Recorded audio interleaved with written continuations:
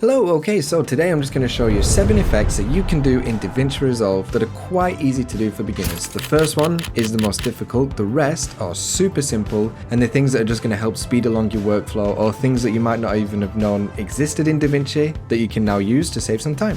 So the first one is the tunnel effect. Now I'm going to find where I want on my clip to start the effect, about there is good, and make a cut.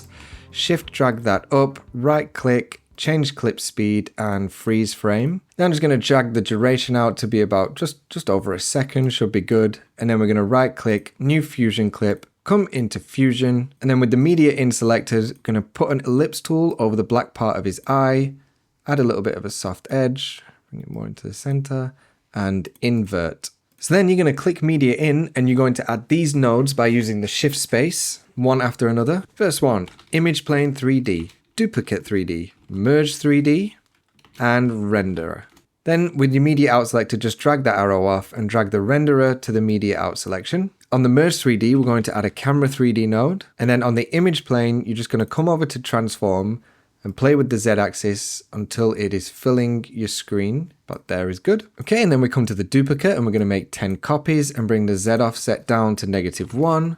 Ooh, funky. And then click on the camera 3D node, come to the start, go on to transform, add a keyframe for the Z axis, come to the end, and then you're just going to zoom it to the end until it comes off the screen, just there. And if you go into the renderer 3D as well, you can just add some motion blur in the settings, just to bump up the quality a little bit. And there you go, we can head back to the edit page. So my computer is in desperate need of an upgrade right now. So I'm gonna go over to settings and then automatically cache transitions in user mode, save. And then if I come over to playback, render cache, user, which is already ticked, then when I'm playing through, it will start to render the clip. Okay, so what I noticed on this is the transition starts way too fast. You don't have time to absorb it in, it's just started and then it's gone. So I went back into my camera 3D and I added another 0 on the Z axis just for a few frames so that it hovered on the still image before it started doing the zoom in. And then after that, that's much better because we can see it for a second and then it starts to zoom in.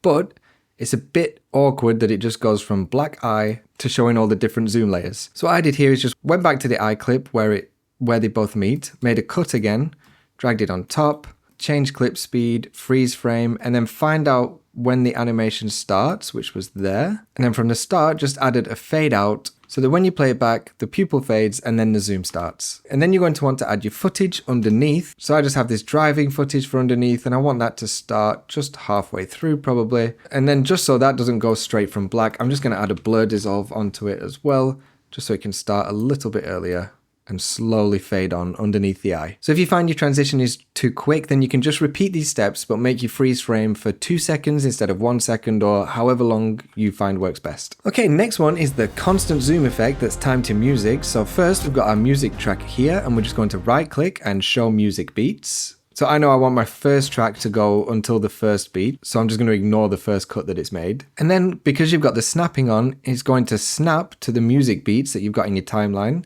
So just going to drag that first clip to there. Just drag all of your clips to all of the different beats. Then we're going to highlight all of our clips, turn on the dynamic zoom.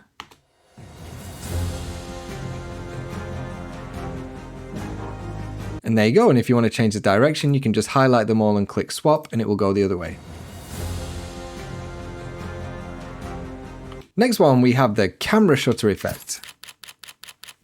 Okay, so we have the guy taking a picture. I want to make the first transition there. So I'm going to add a cut, delete it, bring my first bit of footage in, go to the effects, come over to brightness flash for the first one, and then just drag the length way down.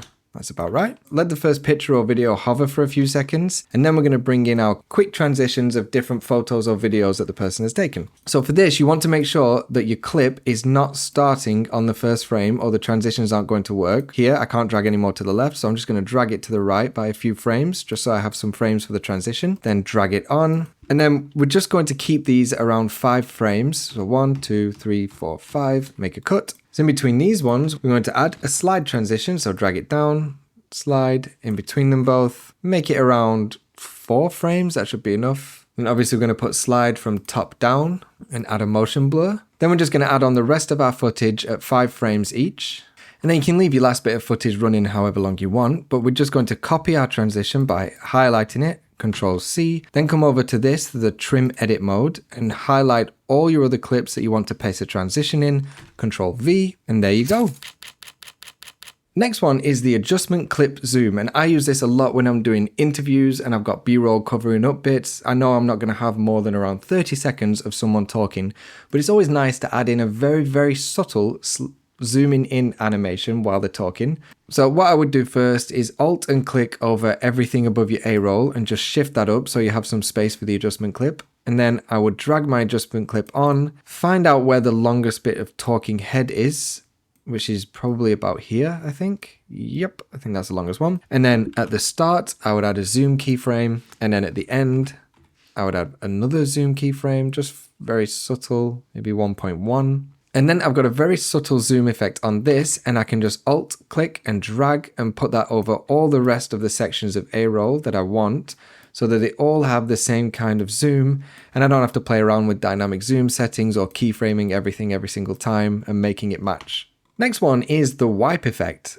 So I use this one a lot when I'm showing before and afters, or especially if you want to show off some of your color grading to potential clients, then it's a good one to know, and it's one thing that is usually overlooked by people because, you know, I've said it before, I do hate most of the transitions in Resolve, but there are some that are worth it. So you've got your clip and you've split it into two and you've removed the grade off one of your clips, then you're just going to want to come into video transitions and type in edge wipe and drag it over. So I'm just going to drag it over the length of this clip, and then obviously I'd set the angle to 90 degrees. And then you can add a border if you want as well, which I like a very subtle border. And you can even add a feather as well if you want, but I think a border looks a lot nicer for this stuff. So then you've got a wipe all the way across to show off your color grade. But I always find it's too fast for me to actually take in the color grade when I see other people do this. So what I like to do, so obviously we've got our transition curve keyframe at the start of the edge wipe.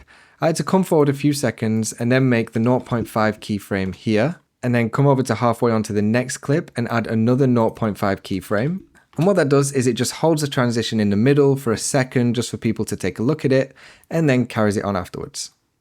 Next one, camera shake. Another thing that gets overlooked because the preset on it is horrible, but it's nice if you've got a static shot and you're trying to match it with other footage that was all handheld. It can seem kind of out of place. So it is useful to have this, especially again if you're working with other people's footage. So super simple.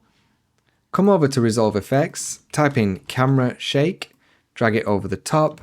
That is way too much, so I just bring both the motion scale and the speed scale to about 0.3. That usually feels okay. Add a little bit of motion blur.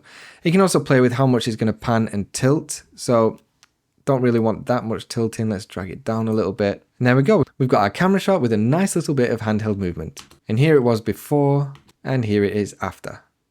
Next one is the vertical preset. So I have been doing this manually for so long, and I only just found out about this, so I feel stupid for all the years I've wasted on this, but probably familiar with getting vertical footage now because apparently everyone has forgot how to film horizontal. So anyway, with your clip highlighted, you're going to come over to Resolve Effects and type in blanking fill and then drag it over the top, and voila! I don't like the stretch to timeline. I prefer to do the zoom to timeline. And if for some reason it likes to crop off a little bit of the sides of your footage, I don't know why it does that, but you can just drag the crop down to 0 just to make sure that that doesn't happen. And then it's also nice to add a little bit of a drop shadow, so just come down to shadow strength and play with it and do whatever you want on that. I like it just sitting in the middle and adding a little bit of a pop.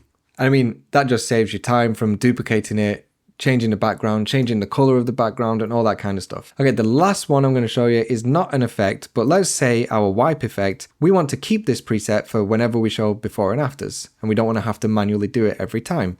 So you can right click on your transition, create transition preset, call it before and afters. And then when you come back into your video transitions, then go to the user, you then have your transition saved.